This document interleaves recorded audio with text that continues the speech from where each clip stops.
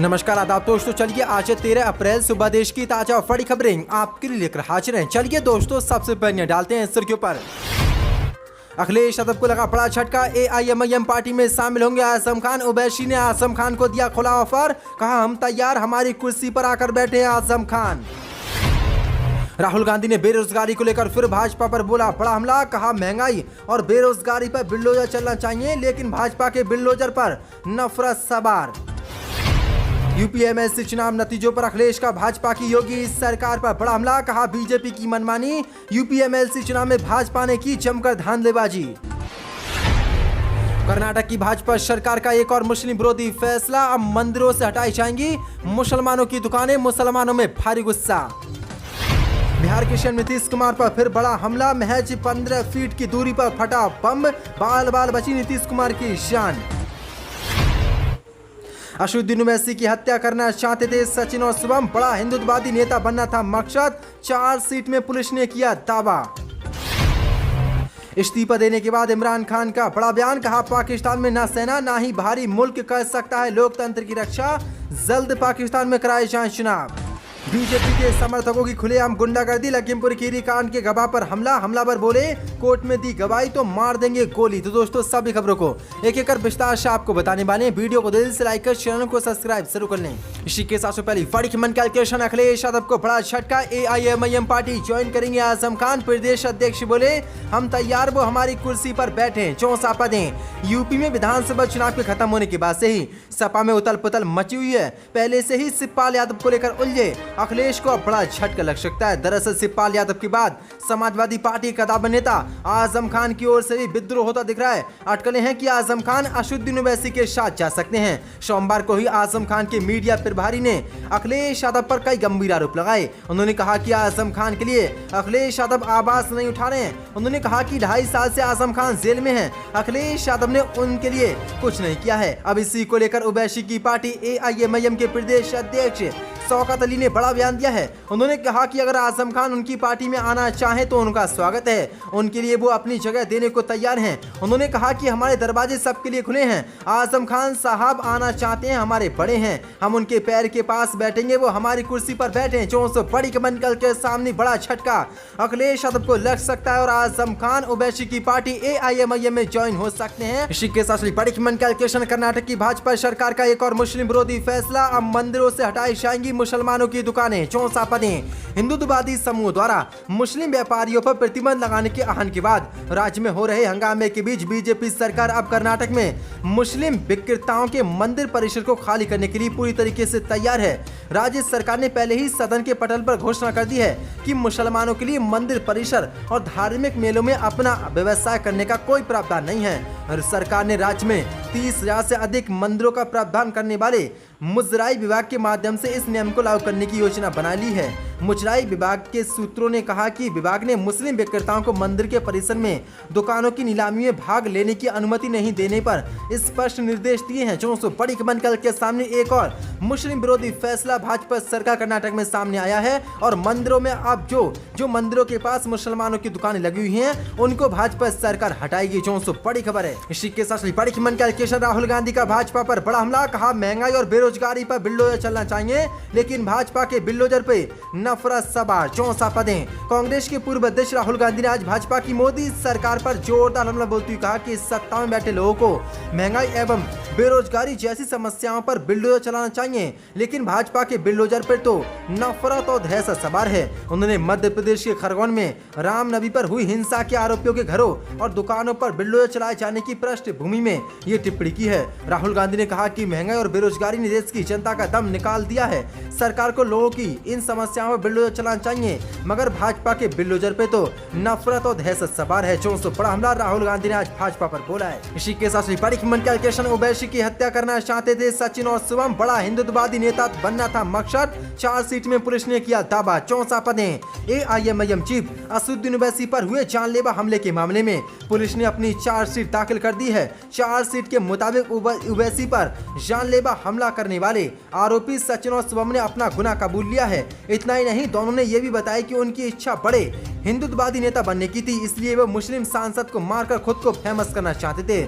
ओवैसी पर जानलेवा हमला उस वक्त हुआ था जब वो यूपी में विधानसभा चुनाव का प्रचार कर रहे थे। ये हमला 3 फरवरी को हुआ था।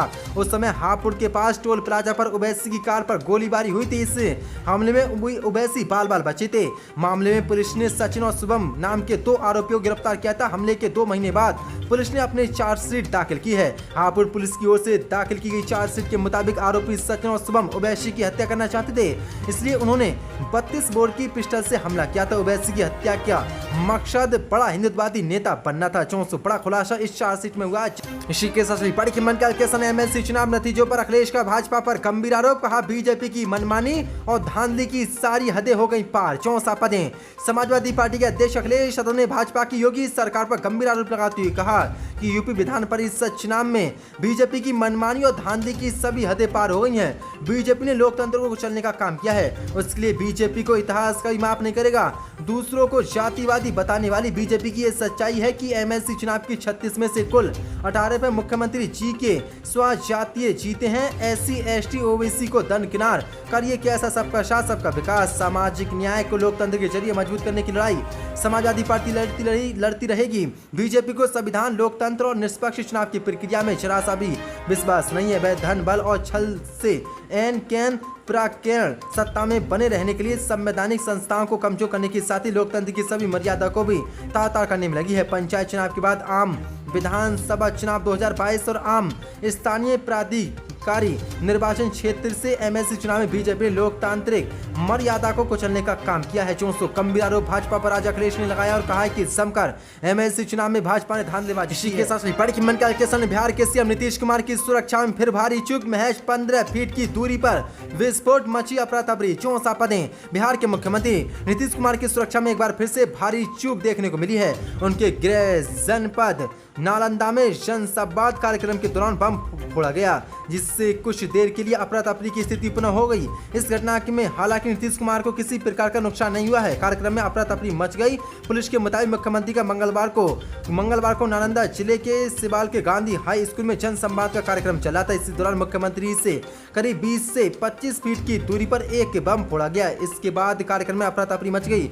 पुलिस सूत्रों के मुताबिक इस मामले में एक व्यक्ति को गिरफ्तार किया गया है तथा मामले की जांच की जा रही है। पकड़े गए व्यक्ति के पास से माचिस बरामद होने की बात कही जा रही है। पुलिस के अधिकारी इस मामले में अब तक कुछ नहीं बोले। पहले भी ऐसी चूक हो चुकी है और नीतीश कुमार पर हमला भी हो चुका है, लेकिन आज बड़ी खबर निकल के सामने एक बार फिर से नीतीश कुमार की बाल बाल जान बची है और 15 यानी कि महज 15 फीट की दूरी पर बड़ा विस्फोट हुआ है। इसी के साथ बड़ी खबर ने इस्तीफा देने के बाद इमरान खान का बड़ा बयान। कहा पाकिस्तान में न सेना न ही भारी मुल्क कर सकता है लोकतंत्र की रक्षा। जल्द कराए जाए पाकिस्तान में चुनाव। 64 पदें। इमरान खान ने पाकिस्तान में जल्द आम चुनाव कराने का मंगलवार को आह्वान किया और कहा कि कोई भी सेना या भारी मुल्क उनके देश में लोकतंत्र की रक्षा नहीं कर सकता।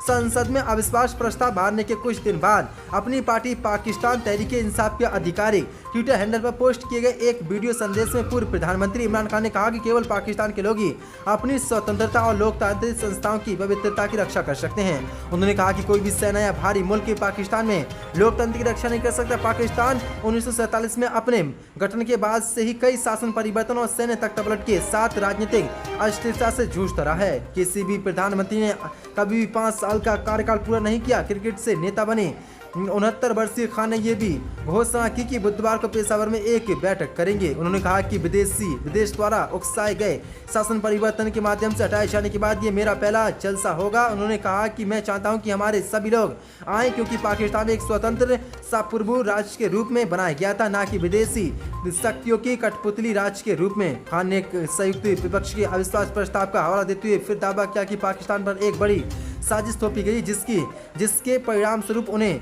अपदस्थ कर दिए गए हैं। 400 बड़ी खबर है।